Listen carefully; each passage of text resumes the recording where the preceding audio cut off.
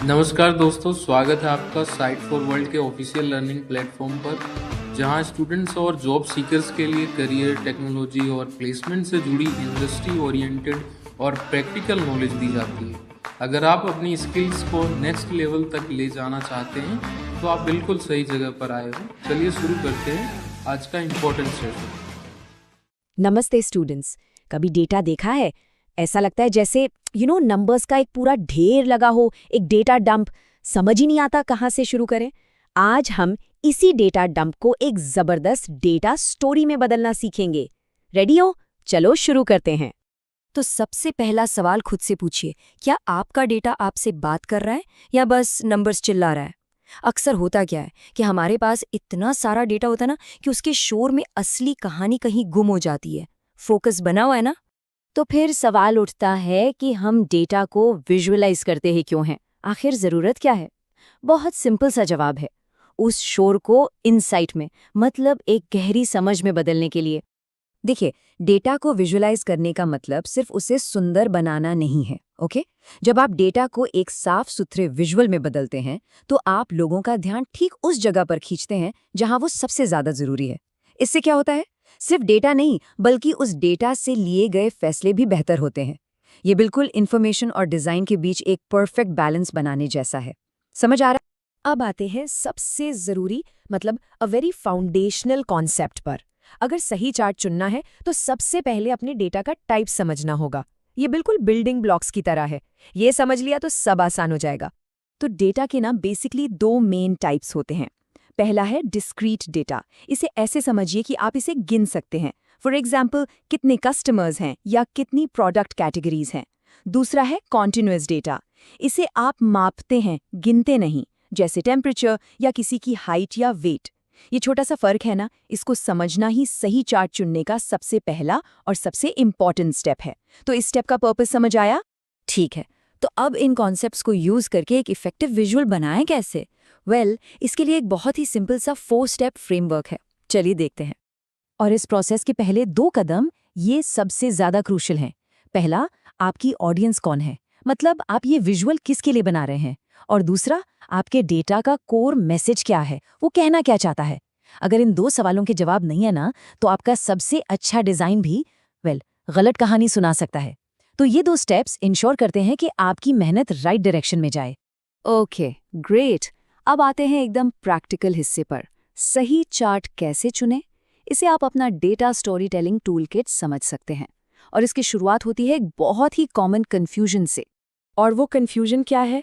यही कि bar chart use करें या लाइन चार्ट। आपने भी ये सोचा होगा, है ना? चलिए इस कन्फ्यूजन को हमेशा के लिए खत्म करते हैं।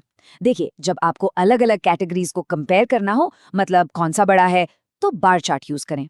और जब आपको समय के साथ कोई ट्रेंड दिखाना हो, मतलब ये कैसे बदल रहा है, तो लाइन चार्ट यूज करें। सिंपल है ना? याद रखिए, बार चार्ट डिस्क्रीट डेटा के लिए बेस्ट है और लाइन चार्ट कंटिन्यूअस डेटा के लिए। इसको नोट किया? अब एक और कॉमन कंफ्यूजन दूर करते हैं, हिस्टोग्राम वर्सेस बार चार्ट। हाँ, मुझे पता है ये दिखने में एक जैसे लगते हैं, पर इनका काम बिल्कुल अलग है।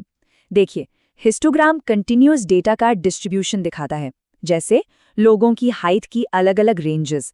इसकी सबसे बड़ी पहचान क्या है? इसके बार्स आपस में जुड़े होते हैं, चिपके हुए। क्यों? क्योंकि ये एक कंटिन्यूअस रेंज दिखाते हैं। अब कंफ्यूज तो नहीं हो? अच्छा, और पाई चार्ट का क्या?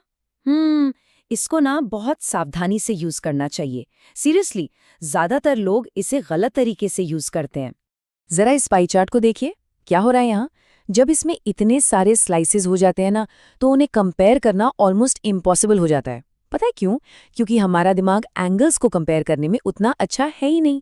तो कौन सा स्लाइस बड़ा है, कौन सा छोटा, ये समझना बहुत मुश्किल हो जाता है। तो एक सिंपल सा रूल याद रखिए, पाई चार्ट में 5 से ज्यादा स्लाइसेस या वेजेस यूज करने से बचिए। बस इतना सा रूल आपके विजुअल्स को कई गुना ज्यादा साफ और इफेक्टिव बना सकता है। ऑलराइट, तो हमने चार्ट तो सिलेक्ट कर लिया। अब उसे और बेहतर और पॉलिश्ड कैसे बनाएं? यहाँ कुछ बहुत ही सिंपल डिजाइन रूल्स हैं जो आपकी डेटा स्टोरी को चमका देंगे।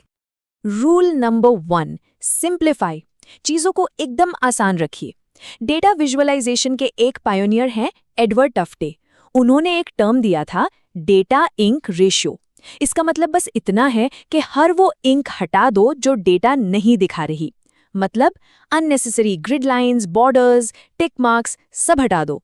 आपके चार्ट का हीरो आपका डेटा होना चाहिए, डिजाइन नहीं। Rule number 2, colour with a purpose. रंगों का इस्तेमाल सोच समझ कर करें। कलर का काम है की फाइंडिंग्स को हाईलाइट करना, चार्ट को रंगोली बनाना नहीं। एक अच्छा रूल ऑफ थंब है कि 6 से ज्यादा अलग अलग कलर्स यूज न करें, वरना देखने वाले का ध्यान भटक जाता है। और रूल नंबर 3, सॉर्ट लॉजिकली। हमेशा बार्स को एक लॉजिकल ऑर्डर में सॉर्ट करें, अल्फाबेटिकल ऑर्डर में नहीं, बल्कि वैल्यू के हिसाब से, या तो बढ़ते हुए क्रम में या घटते हुए। ऐसा करने से चार्ट को समझना बहुत आसान और तेज हो जाता है ना? तो आज हमने जो भी सीखा उसे इन 4 सिंपल स्टेप्स में समराइज कर सकते हैं। रेडी? स्टेप 1, अपनी ऑडियंस और स्टोरी को पहचानिए।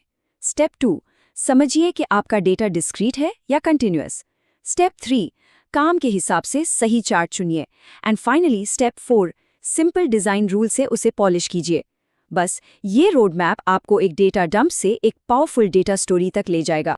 तो अब आखिरी सवाल, आपका डेटा कौन सी कहानी बताने का इंतजार कर रहा है? इन प्रिंसिपल्स को यूज कीजिए और उस कहानी को दुनिया के सामने लाइए। अपने डेटा को हमारे चैनल को सब्सक्राइब कीजिए और वीडियो को अपने दोस्तों के साथ शेयर जरूर कीजिए। कमेंट सेक्शन में अपना डाउट या नेक्स्ट टॉपिक लिखना मत भूलिएगा।